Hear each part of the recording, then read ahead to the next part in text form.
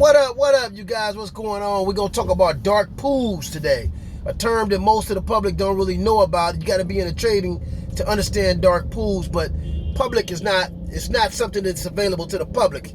Interesting, huh?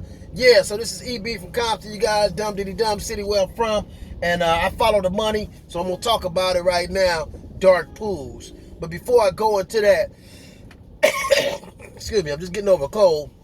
That's why I didn't do no videos yesterday. I think yesterday I did a bunch of silent videos. But hey, I still got my point across on the different things I wanted to share with you guys. Now, I would need you guys to hit the like so I can get into the algorithms and more people can get this information. Because I always try to bring information to you guys that's good information, is valuable, something you can use, something you can grow on. So, dark pools.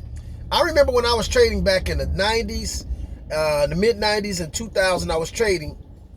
But once I got my real estate appraiser's license and I started appraising properties, I got so busy appraising properties. I made so much money doing that, I started buying and selling properties. I just didn't have time to trade no more.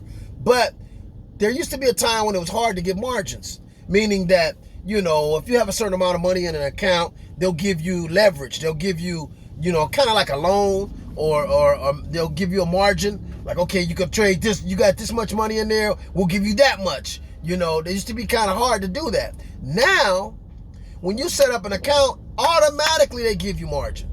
Automatically they give you margin. That's kind of like unheard of. And what I want people to understand is I'm always warning you guys about diversifying your portfolios. I'm always warning you guys about getting more passive income going because of the times that we headed in. So what happened is these margins now are 70% of the market. Damn, 70%. So when they say, oh, the Dow Jones is the highest it's ever been, 70% of that is leverage, is marginals, is loans, is debt. It's not really the company's, worth. Because what happens, let's say you got a company worth $100 million and they give you $50 million in margin or another $100 million in margin. So now what happens a lot is buybacks. These companies, what they do is they'll, like say for example, Microsoft, let me slow down. Microsoft has, let's say $1 trillion worth of value and they give them $1 trillion margin, okay? So they'll take 500 million and buy back some of their own stocks. Now, what I'm finding out is they doing this stuff in these dark pools. These dark pools is where Microsoft can dump or sell 500 million stock shares and it's not open to the public because it's done in a dark room or dark pool. Interesting. And when they do these dark pools, there's several investor institutions. I know Goldman Sachs got a dark pool. I believe JP Morgan got one. No, it's Goldman Sachs and a couple. What's the other one got the dark pools? It's a lot of different dark pools. It's about 400 of, I think it's 40 of them right now. It's about 40 of them. To me, this is very unethical because, like I said, a company can dump or sell millions of their shares and the public don't know, because what they do is they'll find a buyer in the dark room so it doesn't be seen by the public. Because if you saw that Microsoft sold 1 million shares and it came out in the public trade, it would give access to everybody in the public to be able to capitalize on that. But they telling us, well, the reason we don't do it is because the market will panic. The market will panic. And I just think that's unfair. I think it's very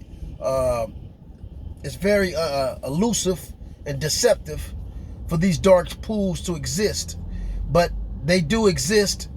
And like I said, the reason they said, the SEC said, that they're letting that be legal, they legalized that, and it was very popular in the 80s.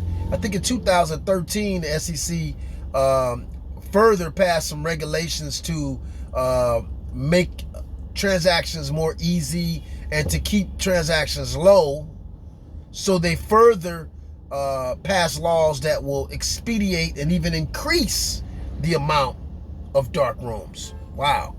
So now this gives me the understanding of how these congressmen okay, who only make $174,000 a year. Like, I'm going to use one for example, Nancy Pelosi.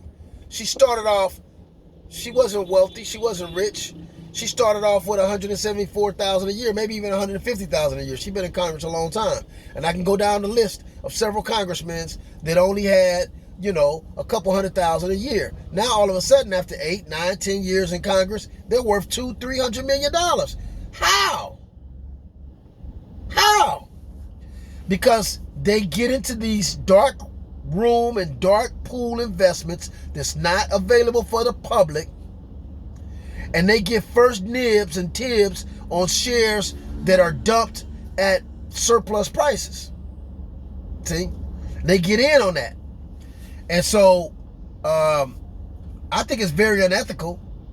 I think it's unethical, but they made it legal for the big financial firms and the hedge funds and brokers, and several brokers that got their own little dark room or dark pools.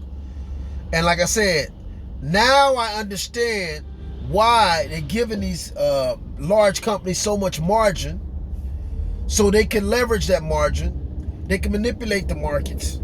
They can capitalize on the little guys and keep the little guys from getting in on these huge surplus discounts.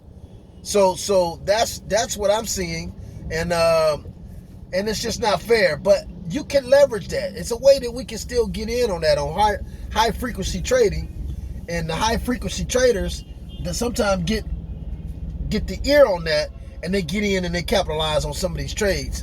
But again, like I said, the dark pools, and from my opinion, is really unfair, and it gives the brokers and the financial institutions like Goldman Sachs and these other institutions leverage, and it gives Microsoft and the big companies, it gives them an advantage to be able to, like I said, take $100 million of margin, meaning loans that they got for their stocks, and dump it.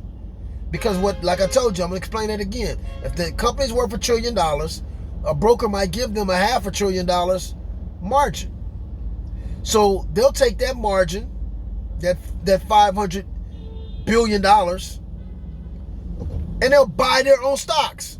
And so when they do that, when they buy their own stocks, those trades are in a dark pool. So when the public see it, they probably think, oh man, the stock is going up. Yeah, the stock is going up because this company just bought back its own stocks. So these trades are happening in these dark pools, and it's manipulating the market. Now, how can you benefit from that?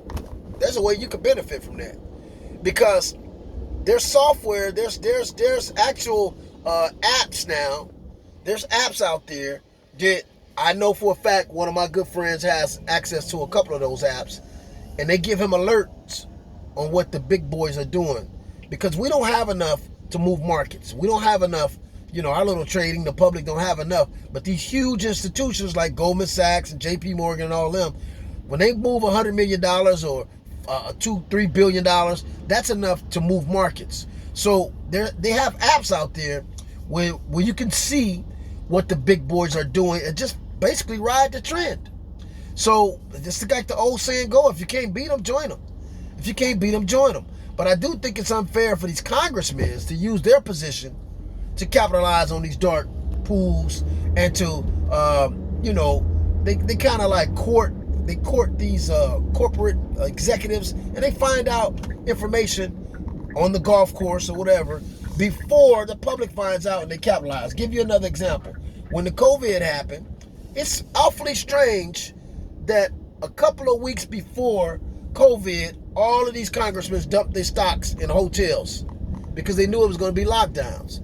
So this is the kind of stuff, how they make their hundreds and hundreds of millions of dollars. So I hope you guys got something out of that. You can take the chance yourself and go and Google dark pools, and you'll get a better understanding. In high frequency trading, you'll understand better how it goes, how it works in the underworld of trading, and how these big guys continue to give leverage to the big guys, and the SEC gives leverage to the big guys and the big corporations. So that's all, you guys. I'll see you on the next one. Later.